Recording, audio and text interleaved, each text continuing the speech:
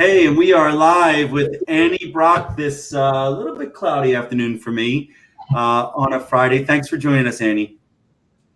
Well, thank you for the opportunity, Michael. Appreciate it.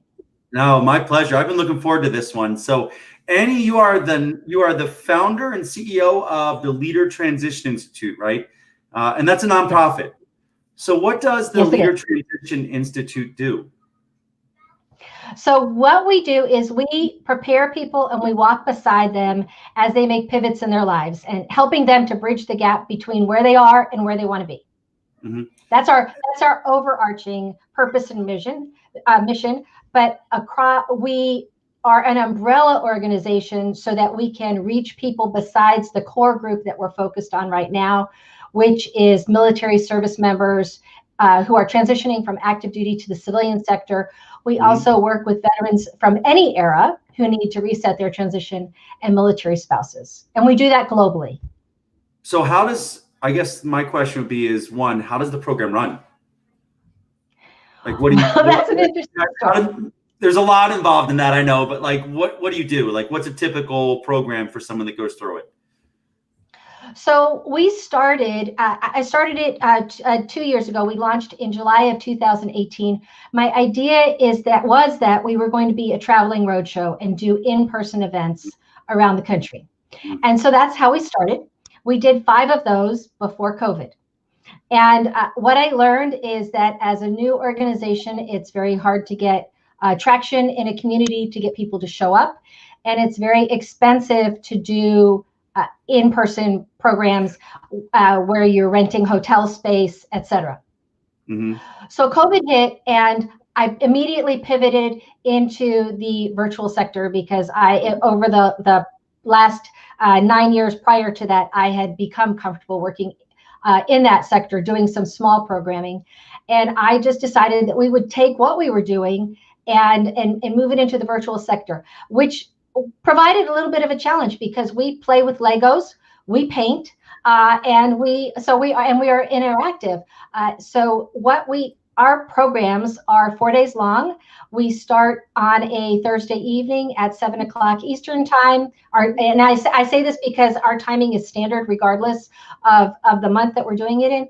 We go for about 2.5, 3 hours on a Thursday evening and talking about the neuroscience of change and mind empowerment.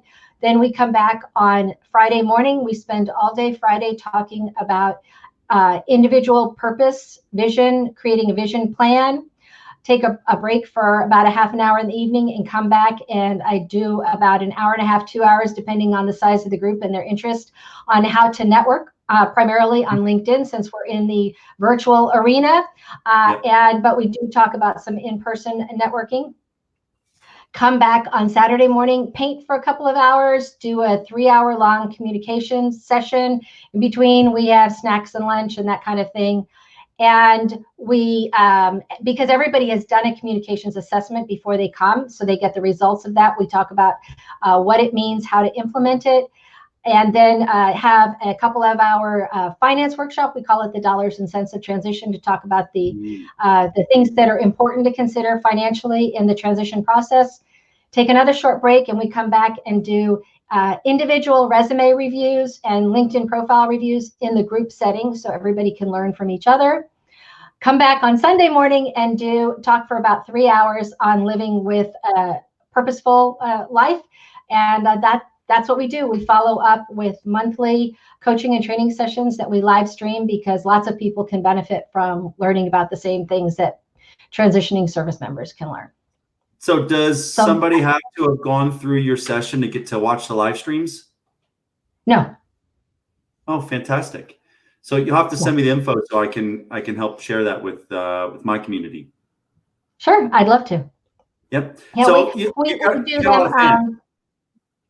Excuse me? I said you have a lot of fans. Everybody's commenting on this post. It's just so it's great. So, I love our tribe. I love our fans.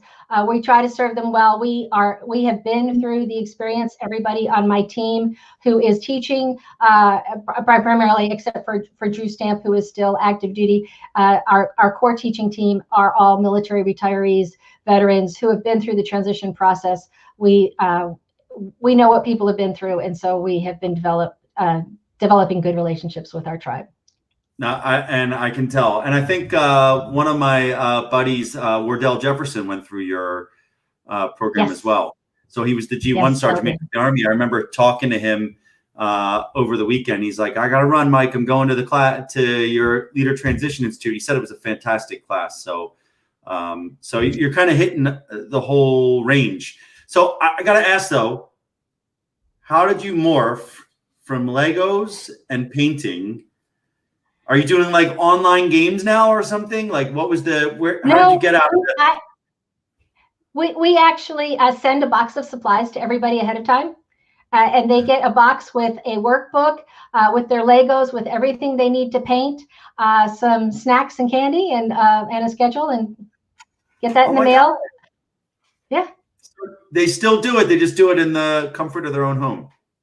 Yeah. The only place where we haven't been able to send it is we recently, and that's why I say we do it globally, is in January, we had a recently retired officer from the South African Air Force join us for a session, and it just wasn't financially feasible to send him a box. And so he acquired his own Legos and painting supplies. And I sent him a PDF of the workbook. Wow, that's fantastic. So I could see this continuing to grow. You don't happen to have stock in Lego, do you? I'm joking. No. Okay, so let's talk about, so it sounds like you're building a fantastic program. I really don't want to just focus on the program itself for this. This is Day at Work. So let's talk about your path. You didn't just wake up one day and say, I'm going to found a nonprofit. I mean, you have a fairly unique path to this where you are now today. Can you kind of share what brought you to do this? Sure. Yes, a little bit of a meandering path. So I spent nearly 10 years in the Army, one of the first 100 women assigned to the 82nd, and then direct commission into the Medical Service Corps, where I flew medevac helicopters. And married a guy in the Air Force. Our careers weren't completely compatible, and I wasn't having as much fun in the Army as I thought I should to be able to stay with it, to match our careers up. So I got out and became an Air Force spouse. And I spent a lot of time in participating in military spouse organizations, on the board of the officer spouses organizations, and then working with our enlisted spouses as well. So I got a little bit into the nonprofit sector, had a couple of small businesses. I sold Longaberger baskets for a couple of years because I love baskets and wanted them cheap. Turned out I was good at it, and then became a Mary Kay consultant because a friend reminded me that people don't run out of baskets, but pink bottles get empty. And built a Mary Kay team, earned a free car, built a Mary Kay team.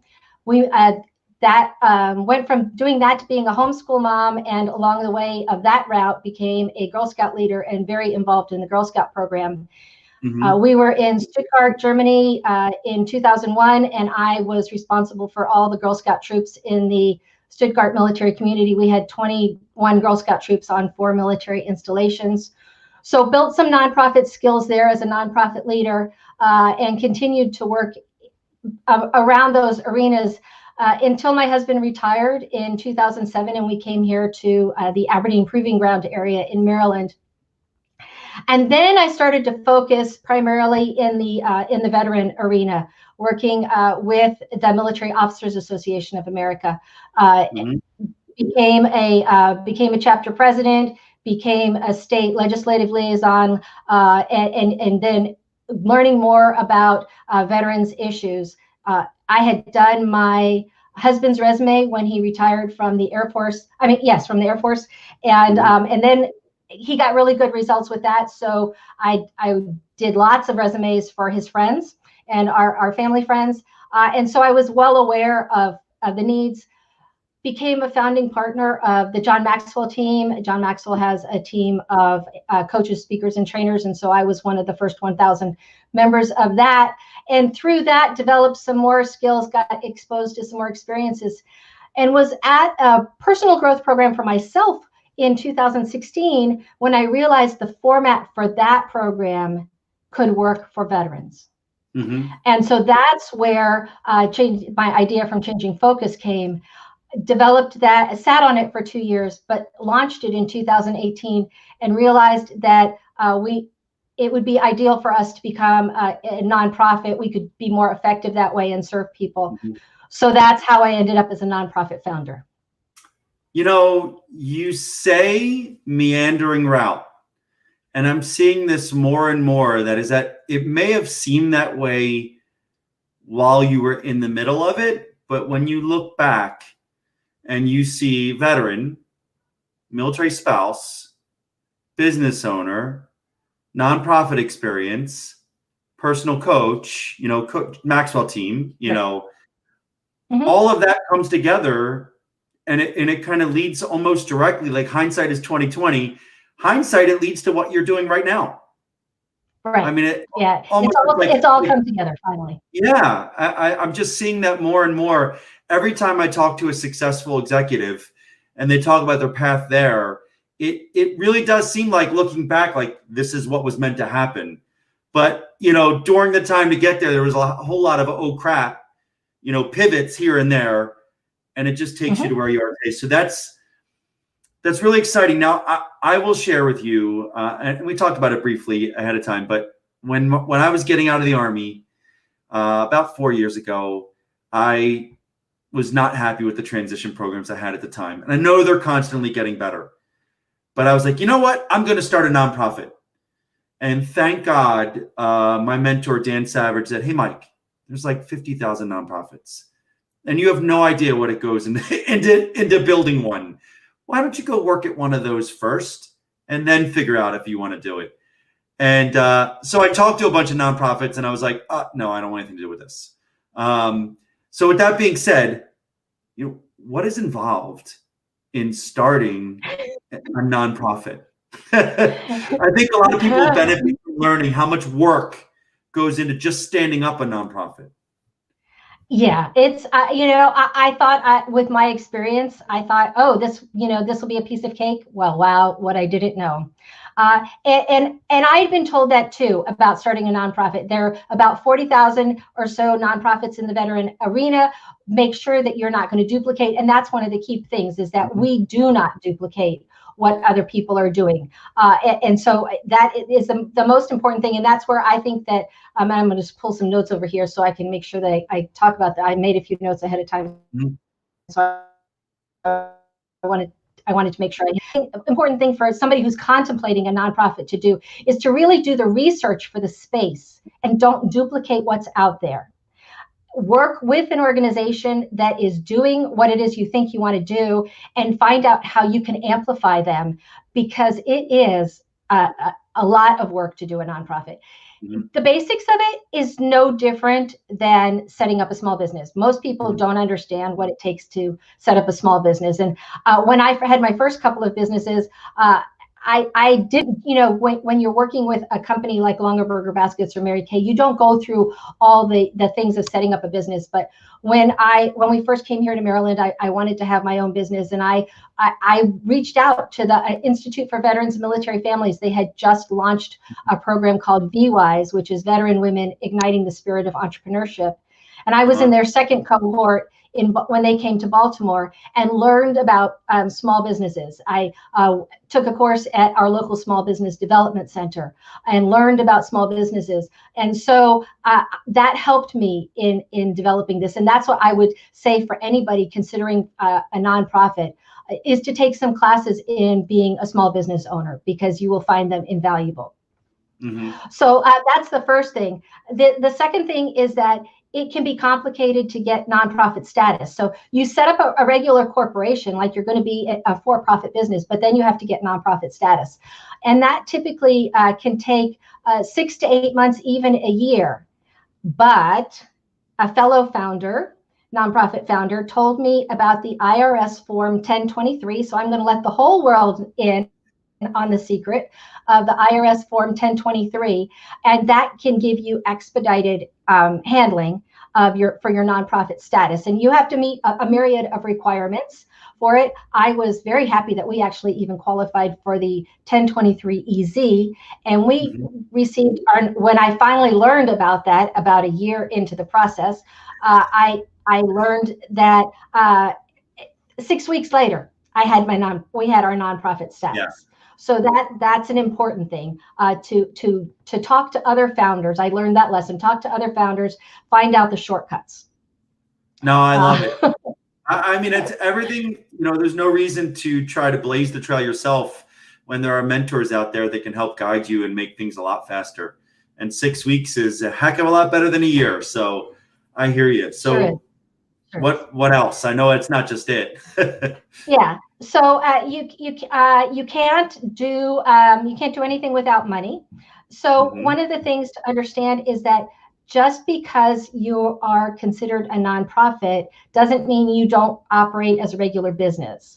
And so you can sell products, you can sell classes, you can sell services, but the major route to funding for a nonprofit is through fundraising. And it's important to learn about cause selling, about that you just don't go out and ask people for money. You educate about your cause and then ask them if they will help you. So I'm actually I've just brought on a vice president for development, and I'm in a class now, a fundraising academy through the Combined Arms organization out of Houston, Texas. Was fortunate to get a scholarship to a fundraising academy through them. So I'm learning more about the fundraising.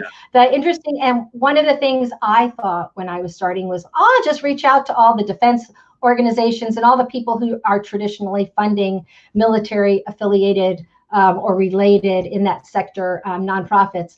And I learned a couple of things about that. Number one is that very few people will give to a nonprofit, particularly the big organizations, until you have been in existence for at least 3 years.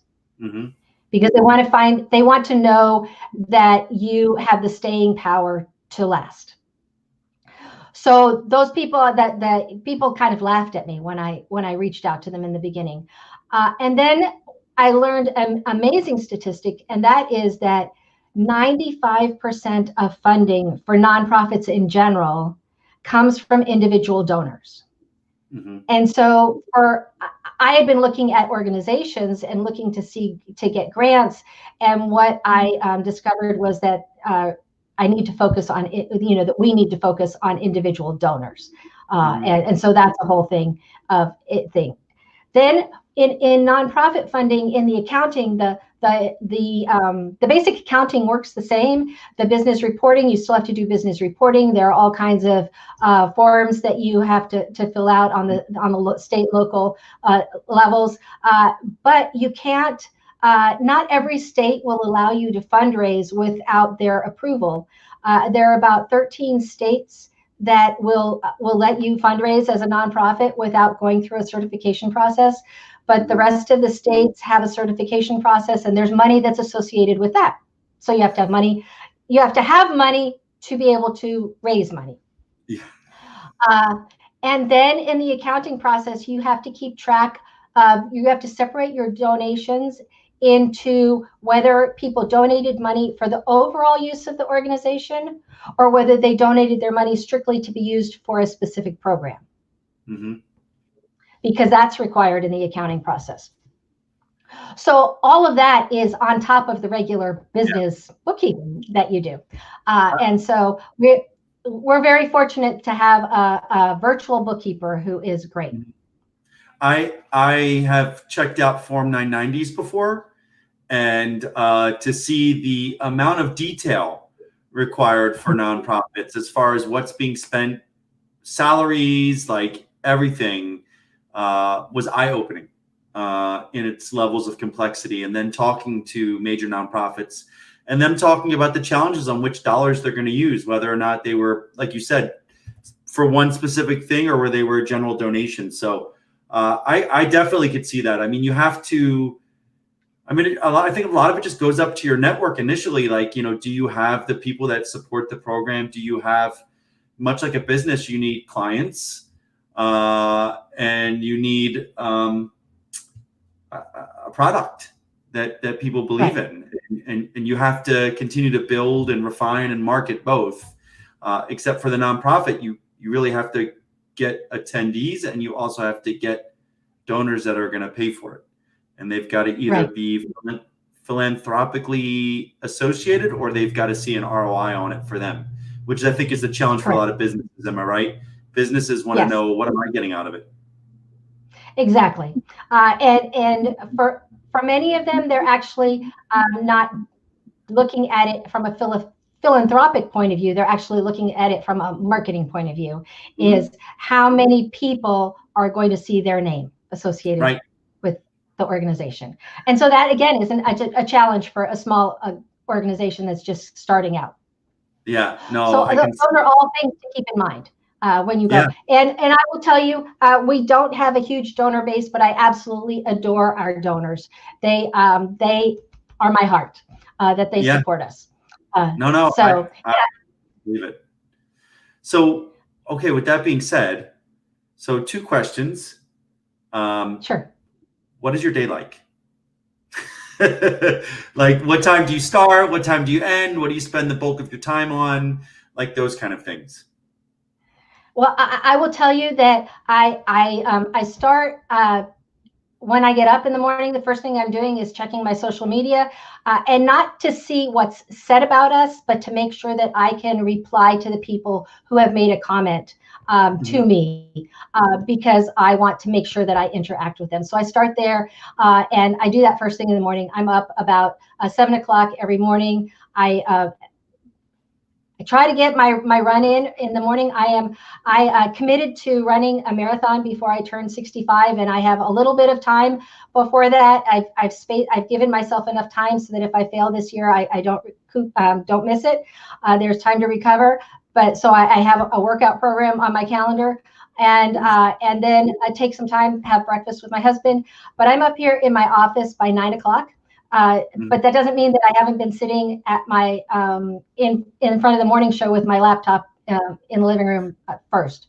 So I will tell you, much to my family's dismay, I probably think about LTI every minute that I'm awake, that I'm not doing something specifically with somebody else, just because I'm so just personally invested in it. I love what I do. I love the people that I'm working with. The people on my team. I love the people that we serve. I worry about them and pray for them. So I do that. And then here in my office every day, I'm thinking about where is our funding going to come from. I'm thinking about building our team, because we are growing, and so I'm building our teaching team. So I'm reaching out to people to grow our teaching team. I have a great board of directors. We have a couple of spots left on that, so I'm looking at networking with people that I can that we can ask to join our board of directors. We're working on a little bit of a rebranding, so I spend some time on that. I talk with people who are in transition. People reach out to me because they're a little nervous about participating in our program, because some of them don't understand what it is. So I do that. I work on people's resumes, because when you come through our program and if you want me to work on your resume, I will work on your resume. And I've spent hours and hours working with people on their resumes. So we do that. And then everybody who comes through the program gets an hour-long communications debrief on their report. And so right now I'm the prime person to do that. So I did one of those this morning, had a great time talking with Leslie Coffey this morning, doing her debrief. So I do all of that. I paying attention to getting things ready for our bookkeeper, and putting those at the beginning every month. I get everything ready so that she has for the previous month. There's a lot. I teach in the program, so I have to work on what I'm teaching to continually improve that. Look at the extra programs that we teach. So my day is full. My husband has his office in the basement. Mine is on the second floor, so we meet in the kitchen at lunchtime, make lunch, and spend about 45 minutes together. And I took that from you today. I'm sorry. So hopefully, no worries. 12:30. No worries at all. We're fortunate because he has a little bit of a flexible schedule if he doesn't have meetings. So, yeah. Awesome. Well, as you can see, my kids are all over back there, but it's COVID life, in my background. So I guess the questions I have, so one was, what's your day like? And I think you got it. And hopefully everybody that attends your class is taking advantage of help with the resume and everything else like that. But two, now how often do you do events, and what goes into planning for an event? So we've been doing events on a monthly basis. Mm-hmm. To ask my teaching team to give us more than one weekend a month when they're giving us so much time for those mm-hmm. weekends is at the level of the teaching team that we have right now, the size of it, it just wouldn't be right, because right now I'm not paying them. The goal is to raise enough money so that we can pay them. And so in preparation for the events, I have to market it. I'm reaching out always to people that I see who are transitioning, new people, to invite them to attend. But I'm blessed, or we are blessed, that we have a bunch of raving fans on LinkedIn. And so a lot of times our roster, our participant roster, fills up just because of the comments that have shown up on LinkedIn and Facebook and the sharing that people do with each other. So I have to do that marketing in Ramp Up. I also have in my guest room are all the supplies for the boxes. So my idea, my plan, since this is not how we started, the idea was that I would take things with us as we traveled, and that's what we've done that. But post-COVID era, my idea is that I'll get some youth groups to help pack boxes for me, and then we'll have the boxes pretty much packed and ready to go. But right now, before I mail the boxes, I spend a few hours taping boxes together, laying them out on my guest bed, filling them, which the part of that I really enjoy. I know that's not the most effective use of my time for the future, but the part of it that I really enjoy now is I get to think about the participants who are going to be receiving those boxes. And I think I've seen you post photos of getting the boxes ready to ship out, right? On LinkedIn. Yep, I get them ready, and then my husband, that's his big job in this process. Besides making sure that I'm fed on our event weekends, is that he helps me lug them to the post office, because they weigh just under 3 pounds each. So by the time I film the IKEA bags, they're not light. I mean, they're not heavy, but I have to, toting 3 or 4 or 5 IKEA bags into the post office is a challenge. So I guess a couple quick questions then, because we're getting really close to 30 minutes. Mm-hmm. How many people are in each class? Like, what is the limit you can kind of fit into one session? Well, I will tell you, I would say that the most I want to see in a session is 50, and then we would break it up actually into 2 sessions running at the same time, because ideally about 24 or 25 people in a session is the maximum that you want to have, just because of the benefit of sharing with each other. So in the long run, we'd really like to grow to be able to put 100 people into a session at a time and develop our teaching team so that we're going to be on the Hopin platform, and we can have a start and then break into smaller groups and have a networking opportunity for people as well, so that 25 people, 24, 25 people in one small group at a time is what works. How does somebody sign up if they want to attend? So they go to our website, which is, I haven't figured out how to make it work without the www. So you have to put www.leadertransitioninstitute.org and click on Changing Focus, and the registration page will pop up. Fantastic. And then I guess the last question I have, two final questions. Sure. What is your number one piece of advice? I don't give you the easy one. Go to my Leader Transition Changing Focus course. What is your number one piece of advice for a transitioning service member or military spouse looking to make a career pivot? Number one piece of advice. The number one piece of advice is to start now, regardless of whether you are midway in a military career or whether you are 24 months out or whether you are a year out. Start now.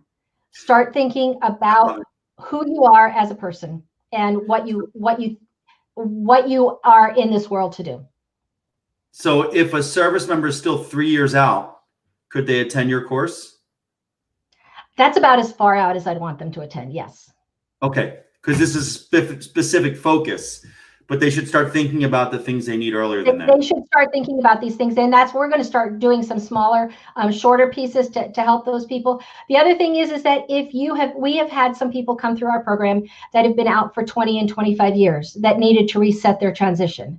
And we have found that the program is effective for that. So if you have been out for a while but feel like you're not really happy with what you're doing, we welcome anybody, regardless of their era of service, regardless of their type of discharge. We welcome them to the program. I love it. I mean, so much about it is finding out what you really want to do next, what the right mix between passion, opportunity, everything else is. So it's incredible what you're doing. I guess the final question would be, I know I saw one gentleman, Terrence Cole, commented and said he wants help. I would recommend him to go to your website and sign up. And I will go back through the comments. Everybody who's made a comment, you can count on me coming back and answering your question or reaching out to you. Awesome. And then that was going to be my next one. This is going to be on YouTube as well. If somebody has a question, are you okay with them reaching out to you directly on LinkedIn? Sure. Reach out on LinkedIn. LTI has a page on Facebook. We are on Twitter. We have a home on Instagram, but I'm not good at Instagram. And so I don't spend a lot of time there. But I'm on LinkedIn, Facebook, and Twitter all the time. So reach out to us there. We'll get right back with you. Awesome. Well, thank you so much, Annie. I really enjoyed this today, and hopefully we get a chance to follow up soon. Thank you, Mike. Really appreciate it as well. And thanks everybody for showing up to watch and listen, and even to the replays. Thank you so much. Your raving LinkedIn community all jumped on, so it was fantastic. Have a great weekend, Annie. Thank you. You too.